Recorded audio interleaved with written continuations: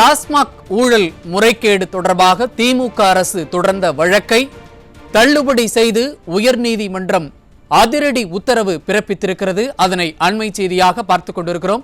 இது தொடர்பான கூடுதல் விவரங்களை வழங்குவதற்காக நமது தலைமை செய்தியாளர் ஜெயக்குமார் இணைப்பில் இணைந்திருக்கிறார். ஜெயக்குமார், வணக்கம். நீதிமன்றத்தின் உத்தரவு குறித்த கூடுதல் விவரங்கள். கண்டிப்பாக செய்து டாஸ்மாக் ஊழல் வழக்கு தொடர்பாக தமிழக அரசும் டாஸ்மாக் நிறுவனமும் தொடர்ந்த அந்த மனுவை அதிரடியாக சென்னை உயர்நீதிமன்றம் தள்ளுபடி செய்திருக்கிறது. அதே நேரத்தில் சட்டவிரோதமான ஒரு விசாரணை அமலாக்கத்துறை நடத்தவில்லை என்பதையும், மக்கள் பணத்தை ஊழல் செய்வது நடத்தக்கூடிய விசாரணை என்பது சட்டவிரோதமானது அல்ல என்று உயர்நீதிமன்றம் காட்டமாக தெரிவித்திருக்கிறது. எனவே டாஸ்மாக் நிறுவனத்தினுடைய ஊழல் தொடர்பாக அமலாக்கத்துறை விசாரணை நடத்தலாம் என்று சென்னை உயர்நீதிமன்றம் தெரிவித்திருக்கிறது. அண்மையில் டாஸ்மாக் நிறுவனத்தில் பல்வேறு முறைகேடுகள் நடந்திருப்பதாக அமலாக்கத்துறை தொடர்ந்து விசாரணை நடத்தியது. இதில் 1000 கோடி ரூபாய் ஊழல் நடந்திருப்பதாகவும், மேலும் பல 1000 கணக்கான கோடியில் ஊழல் நடந்திருப்பதற்கான பல்வேறு ஆவணங்கள் திரட்டப்பட்டிருப்பதாகவும் அமலாக்கத்துறை தரப்பிலே தெரிவிக்கப்பட்டது. இந்த சோதனை என்பது தேவையற்றது என்று தமிழக அரசும் அதே போன்று டாஸ்மாக் நிறுவனமும் உயர்நீதிமன்றத்திலே வழக்கு தொடர்ந்தார்கள். அதற்கிடையில் உச்சநீதிமன்றத்தை நாடினார்கள். குறிப்பாக இது தொடர்பான வழக்கு விசாரணையில் உச்சநீதிமன்றம் நீங்கள் உயர்நீதிமன்றத்தை நாட வேண்டும் என்று கூட்டு வைத்தது. அதே நேரத்தில் சென்னை உயர்நீதிமன்றம் நீங்கள் உச்சநீதிமன்றத்தை நாடுவதாக இருந்திருந்தால் இந்த வழக்கை நாங்கள் எடுத்திருக்க மாட்டோம் என்று சொன்னதோடு, இந்த வழக்கை நடத்திய 2 நீதிபதிகள் தாமாகவே இதிலிருந்து விடுபட்டுக் கொள்வதாக தெரிவித்திருந்தார்கள். இந்த நிலையில் சென்னை உயர்நீதிமன்றத்தினுடைய நீதியரசராக இருக்கக்கூடிய எஸ்.எம். சுப்பிரமணியன், அதே போன்று ராஜசேகர் ஆகியோர் அடங்கிய அமர்வு தொடர்ந்து 2 தரப்பு அமலாக்கத்துறை அதே போன்று டாஸ்மாக் நிர்வாகம் தரப்பிலே தொடர்ந்த இந்த விசாரணையை எடுத்து இருதரப்பு வாதங்களையும் கேட்ட பின்னர் இன்றைக்கு தீர்ப்பு வழங்கப்படும் என்று அதிகாரப்பூர்வமாக அறிவிக்கப்பட்டது. இன்றைக்கு சென்னை உயர்நீதிமன்றத்துடைய நீதியரசர்கள் எஸ்.எம். சுப்பிரமணியம், ராஜசேகர் அடங்கிய அமர்வு அமலாக்கத்துறை விசாரணைக்கு தடையில்லை என்று அதிரடி உத்தரவிட்டிருக்கிறார்கள். அமலாக்கத்துறையில் டாஸ்மாக் ரெய்டு என்பது ஒரு எதிரான ஒரு சோதனை என்பது அல்ல, இந்த சோதனை நடத்தக்கூடாது என்கிற விதிவிலக்கும் அல்ல. அதே போன்று தமிழக அரசு இந்த சோதனை நடத்துவது தவறானது என்று தொடங்கிய அந்த மனுவை தள்ளுபடி செய்திருக்கிறார்கள். டாஸ்மாக் அந்த நிறுவனத்தில் சட்டவிரோத பண பரிமாற்றம் நடைபெற்று உள்ளதாக பதிவு செய்யப்பட்டிருக்கிறது. மக்கள் பணத்திலே ஊழல் செய்கிற போது PMLA என்று சொல்லப்படுகின்ற பண பரிமாற்ற வழக்கின் கீழ் தொடரப்படுவது என்பது எப்போதுமே இருக்கக்கூடிய ஒரு நடைமுறை என்று சென்னை உயர்நீதிமன்றம் அதிரடியாக சுட்டிக்காட்டியிருக்கிறது.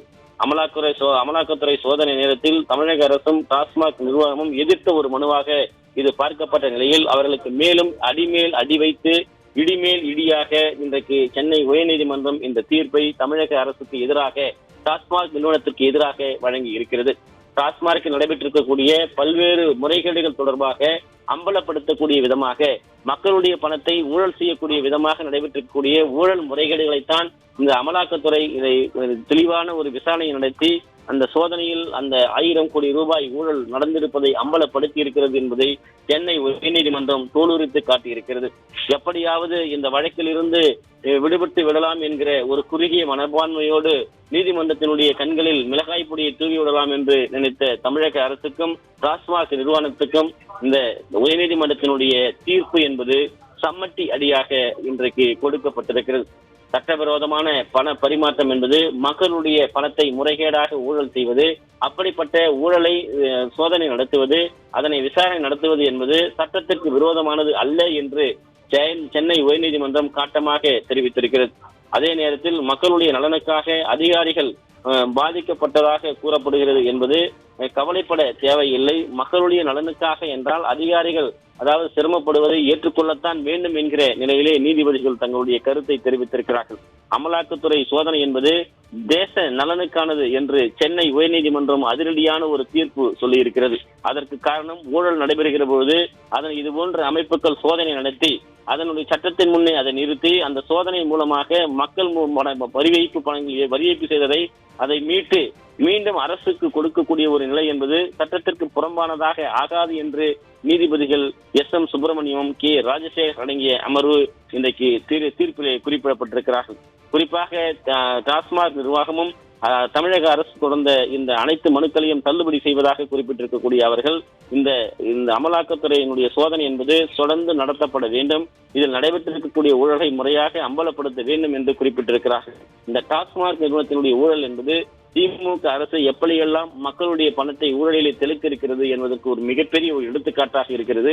1000 கோடி ரூபாய் அளவிற்கு இவர்கள் மதுபானங்கள் கொள்முதல் செய்ததிலே, விற்பனை செய்ததிலே இவர்கள் முறைகேடு செய்திருக்கிறார்கள் என்றால், இன்னும் டாஸ்மாக் நிறுவனத்திலே இந்த கடந்த 5 ஆண்டுகளில் 4 ஆண்டுகளில் என்னென்ன மாதிரியான முறைகேடுகள் இவர்களுக்கு செய்திருக்கிறார்கள் என்பது மிகப்பெரிய அதிர்ச்சி ஊட்டக்கூடிய புள்ளி விவரங்களை வெளியிடக்கூடிய ஊழலாக இருக்கும் என்று அமலாக்கத்துறை தரப்பிலே ஏற்கனவே தெரிவிக்கப்பட்டிருக்கிறது. இந்த 1000 கோடி என்பது ஒரு பானை சோற்றுக்கு ஒரு சோறு என்பது போல இன்னும் பல ஊழல்கள் இதில் மண்டி கிடக்கிறது.